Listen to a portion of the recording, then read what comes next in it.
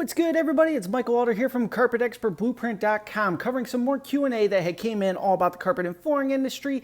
And Jesse had reached out and asked, how do you get more commercial accounts for the flooring business? Now, Jesse is an installer down in Virginia. He has commercial accounts already. He's leveraging a lot of other installers, so he's able to utilize their time so he could expand and profit more, and is looking to go much bigger. So several years ago, I was deep in the commercial game, and today I am primarily residential installations, but I do still have some commercial accounts. So I'm gonna go ahead and cover what I was doing back then, what I do now with my commercial accounts, and why I'm in the residential sector, and a few tips along the way. Strictly just my opinion, not to deter any decision making from any other installers out there, but just sharing my piece on the business here.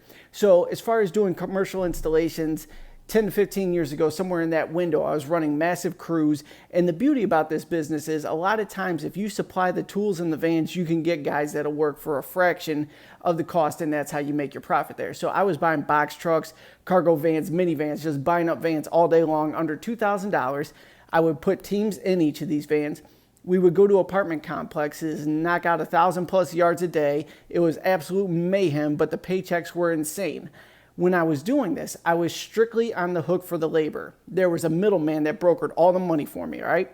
And that is a key part we're going to cover a little bit later here. But all I was doing is the same thing. It sounds like what Jesse's doing is just supplying all the goods, getting the account on the hook for strictly the labor, and my check was cut to me every single week. I would pay everybody out of that. I would keep the spread, and we would move forward. Now, there was a big problems that I had with this. One of which is you do end up with some lower caliber installers when you're dealing in apartment work only. The plus side to this is that the work doesn't have to be all that great. The downside is your price per square yard is typically way lower, so you have to have fast teams to make up for it. Everybody gets hourly, they have to knock out X number of units a day. In many cases, guys are only getting $2.50 to $3 a yard to do this type of work, so you have to be fast, and it's very much a volume business, which becomes extremely stressful in my opinion. Once again, just my opinion on it, but that's what I was doing several years ago. I switched over to residential because I love same day money. I love sales commissions. I love a higher price per square yard. And I like that I only have to do 1 or 2 jobs a day to make a fat lump sum of cash and keep moving forward. That's not to get away from the question that came in, which is how do I scale this commercial game? So a couple things. How do you get more accounts? I would target commercial carpet cleaning companies and commercial house cleaning type or cleaning industry, things like that. Find out who they are dealing with personally. And here's a key piece you got to pay attention to. Find out who has the accounts out there, who they're dealing with, how their pay schedule is, and if they're good on the pay schedule. This is the big problem with commercial installations here. When you go to the bigger companies out there, they typically want you to cover carpet padding and installation. They also want a 30 to 60 day pay period, and you have to be competitive with your pricing. This is the part that pulled me out of it because it financially stressed me out as well too. And when I do commercial jobs, I have someone brokering the money for me because you could very easily have $50,000 to $100,000, even $200,000 of your own money just in materials floating out there for 30 to 60 days. It gets extremely difficult to sleep at night when you're wondering, one dude has $50K of my money right now, and he's not breaking off any checks, and he's drip feeding me $10,000 here and there, but I'm not getting my lump sum. Now, in residential world, if you have 10 guys that owe you $50K collectively, if 1 or 2 of them burns you, it doesn't faze you at all. You're in the game, you're hustling, you're turning it over. Not to say it doesn't upset you, but it's not going to mess with your momentum whatsoever. So that's the first thing there.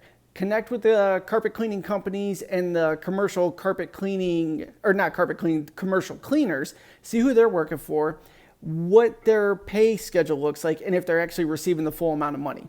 Next, reach out to these companies if everything looks good. See if you can give them bids. They are always open to bids at all times. So that is my biggest thing there. You're going to go knocking on door to door to door.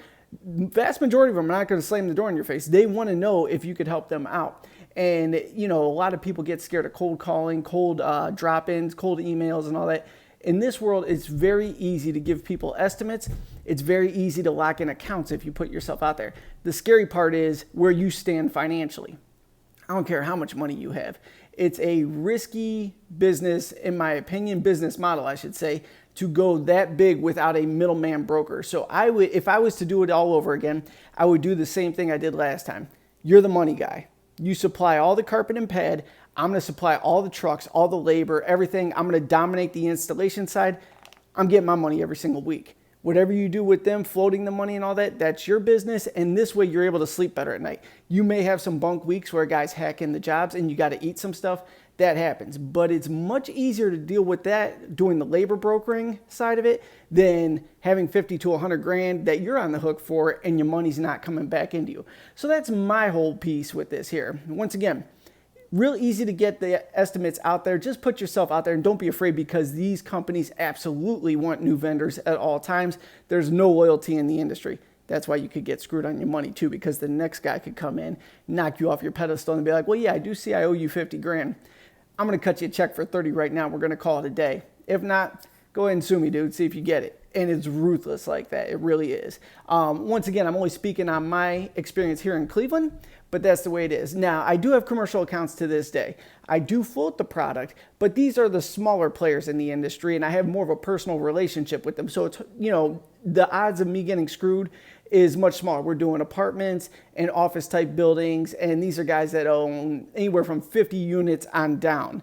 The bigger companies that have 200 units here, 100 units there, those are the ones you got to watch out for, because they will have no problem knocking the little guy down, go and get a new vendor, set up a new 30 to 60 day account, and roll forward. Can you sue them? Absolutely. Will you win? Without a doubt. But can you collect is the big question there. And in most cases, you cannot collect your money. When it's gone, it's gone. So that's my 2 cents on this. I hope it does help, and I hope you can go ahead and scale your business out to the exact numbers you're after. Reach out to me. Let me know if you have any other questions on this topic. Like I said, I'm very much focused on the residential model these days because it's easy money, fast money, and highly profitable. So thank you so much for tuning in, and I'll connect with you on the next video.